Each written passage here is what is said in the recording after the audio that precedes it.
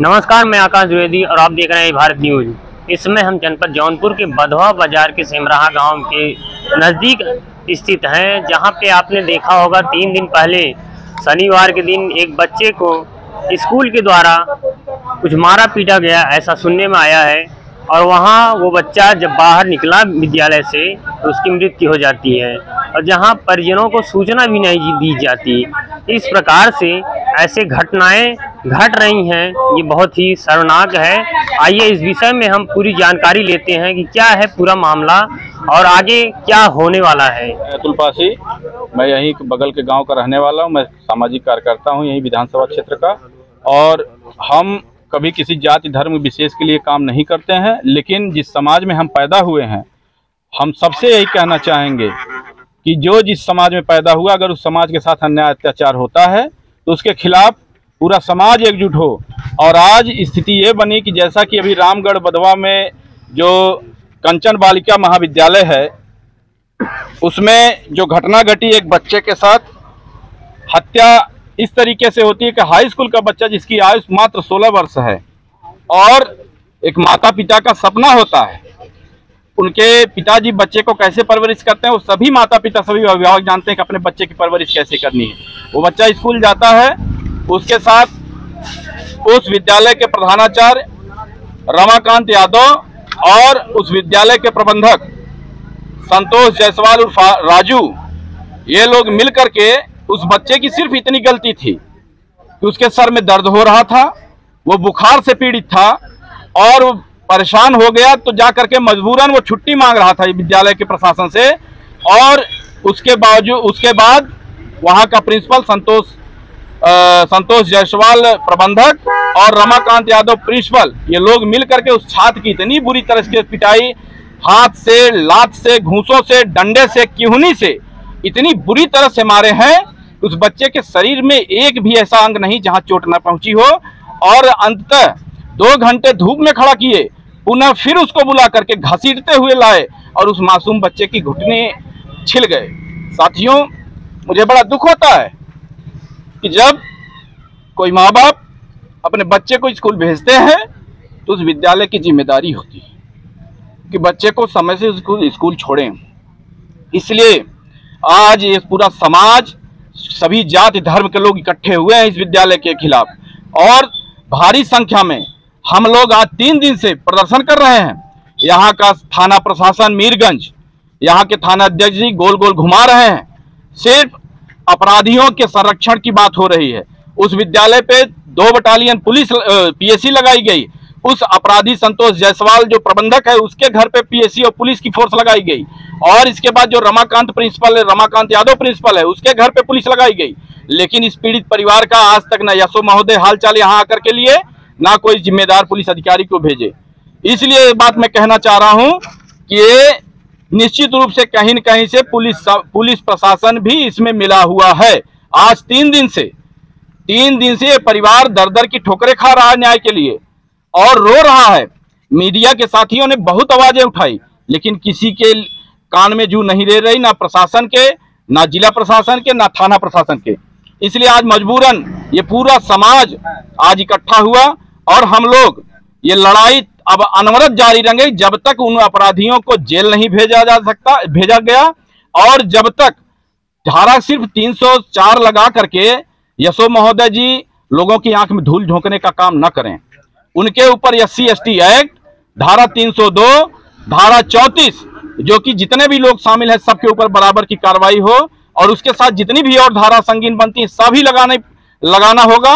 अन्यथा ये समाज मजबूरन एक बड़े आंदोलन की तरफ मुड़ जाएगा और फिर पूरी जिम्मेदारी इस क्षेत्र के, इस थाना मीरगंज के शासन प्रशासन की जिम्मेदारी होगी। मैं अतुल पासी, कार्यकर्ता सामाजिक, मछली सर। वो स्कूल का नाम बताएं जिससे आप ये आरोप लगाएं। ये स्कूल का नाम है कंचन बालिका इंटर कॉलेज। बड़े आश्चर्य की बात है, उस स्कूल में उसकी स्कूल का नाम लिखा गया है कंचन बालिका मोटे मोटे अक्षरों में, और उसमें छात्र भी पढ़ते हैं, छात्राएं भी पढ़ती हैं। नाम बालिका का है लेकिन लड़के भी पढ़ते हैं। इसलिए कहीं न कहीं से पूरी सिस्टम में कहीं न कहीं से घोलमेल है, कहीं न कहीं से जालसाजी है, और मोटे धन उगाही करने के पीछे कहीं न कहीं से ये चाल रची गई है। और आए दिन, अभी 2 साल पहले एक यही गांव तिलोरा है, वहां की एक मौर्य समाज की बेटी थी, उसकी मृत्यु हो जाती इसी में विद्यालय के बाथरूम में। उसमें बाद में पता चलता है कि विद्यालय बंद होने के आधे घंटे बाद उसकी डेड बॉडी मिलती है। इसके बाद फिर इस लड़के की हत्या होती है। अभी 3 और बच्चियां हैं मुसलमान समाज की, वो भी आने के लिए तैयार हैं। कल एक ब्राह्मण समाज की वंदना तिवारी, उनके बेटे के साथ अन्याय अत्याचार हो रहा था शनिवार को, वो भी आई थी, कल गई थी मीरगंज थाने पे। कहीं कोई सुनवाई नहीं है। थाना प्रशासन और विद्यालय, यहाँ की क्षेत्र की जो भी पावर, सत्ता शासन, सत्ता व्यवस्था, सारी चीजें एक दूसरे से मिली हुई हैं। इसलिए यहाँ की जनता मजबूर होकर के आज सड़कों पर उतरने के लिए तैयार हो गई है। और जब तक न्याय नहीं मिल जाता हम लोग प्रोटेस्ट करेंगे, चाहे हमको जिले पे जाना पड़े, चाहे यहाँ पे हमको तहसील पे जाना पड़े, चाहे थाना प्रशासन थाने का घेराव करना पड़े। हम लोग मजबूरन अगर कार्रवाई नहीं होती तो हम लोग ये सब करने के लिए तैयार होंगे। रामगढ़ बरावा बाजार में ही कंचन बालिका इंटरमीडिएट कॉलेज के नाम से ये विद्यालय स्थापित है। आपने एक बहुत बड़ा आरोप लगाया है कि स्कूल प्रशासन द्वारा बच्चे को मारा गया है, तो क्या इसके पास आपका कोई सबूत है कि कोई बच्चा गवाही दिया कि बच्चा मारा गया है? बिल्कुल। इसका जिस दिन घटना हुई उसी दिन उस साथ में पढ़ने वाले 3 बच्चों ने, उस बच्चे के साथ जो क्लास के बच्चे थे, उनसे बड़ा कोई सबूत नहीं। और बच्चे कभी झूठ नहीं बोलते। वो सारे बच्चे परेशान थे कि मेरा भाई, मेरा दोस्त इतनी देर से कहाँ गायब हुआ है। और ये लंच के पहले घटना होती है, जैसा कि डॉक्टरों ने बताया। डॉक्टरों ने, मछली शहर के डॉक्टरों ने बताया कि जब माता पिता वहां पे ले गए कि मेरे बच्चे का कुछ उपचार हो जाए, बच्चे को बचाया जा सके, तो वहां डॉक्टर कहते हैं कि इसकी मृत्यु तो 3-4 घंटे पहले ही हो चुकी है, क्योंकि बॉडी ठंडी हो चुकी थी, शरीर पूरी टाइट हो गई थी। इससे साफ पता चलता है कि विद्यालय बंद होने के पहले और लंच के पहले ये उसके साथ मारपीट की गई है, उसको बुरी तरह से मारा पीटा गया है। और ये बच्चों का बयान से साफ पता चलता है कि इसमें विद्यालय के प्रिंसिपल, बच्चे खुद अपने मुंह से कहे कि विद्यालय के प्रिंसिपल रमाकांत यादव जी ने बुरी तरीके से बच्चे को हाथ, डंडे और किहुनी से मारते हुए ले गए हैं, ऑफिस की तरफ घसीटते हुए, और बच्चे के घुटने छिल गए हैं, यहाँ तक उसकी चमड़ी और मांस तक निकला है, जिससे साफ पता चला है उसको बुरी तरीके से घसीटा गया है। पोस्टमार्टम रिपोर्ट आई कि नहीं? पोस्टमार्टम रिपोर्ट सुनने में आ रहा है कि आ गई है। यशो महोदय जी ने कहा, कल ही कहे थे कि आ गई है, लेकिन अभी किसी को मिला नहीं है। और हम लोग उम्मीद करते हैं वो आकर के यहाँ पे उपलब्ध करा दें।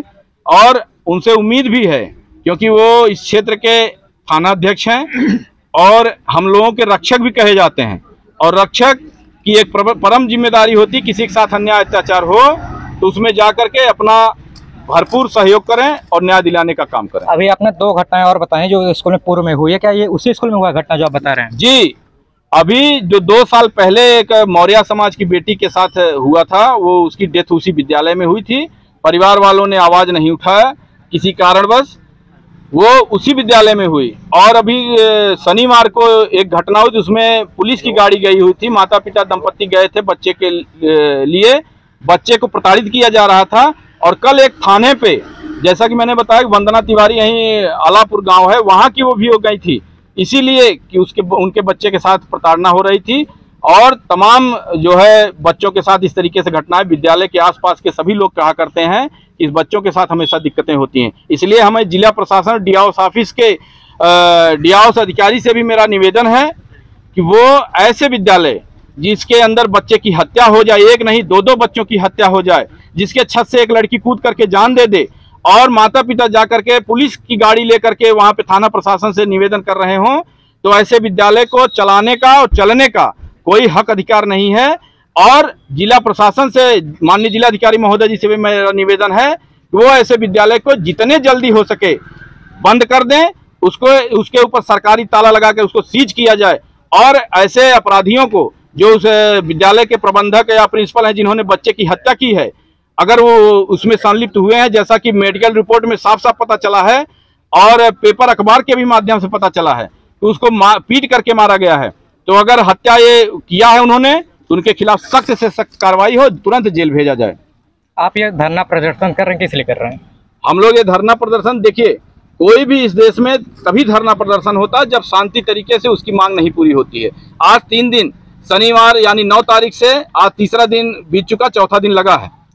आप लगातार अगर देखेंगे तो मीडिया के जो साथियों ने आवाज उठाई है, वो शनिवार की शाम से ही वो आवाज उठनी शुरू हुई है न्याय के लिए, सिर्फ न्याय के लिए। लेकिन यहाँ का शासन, थाना प्रशासन अभी तक किसी की गिरफ्तारी, मैं कह रहा हूँ 304 अगर धारा लगी हुई है तो उसमें भी तो गिरफ्तारी है, लेकिन आज तक उन्होंने गिरफ्तारी न किया, बल्कि उस आरोपी परिवार की सुरक्षा में सारे लोग लगे हुए हैं।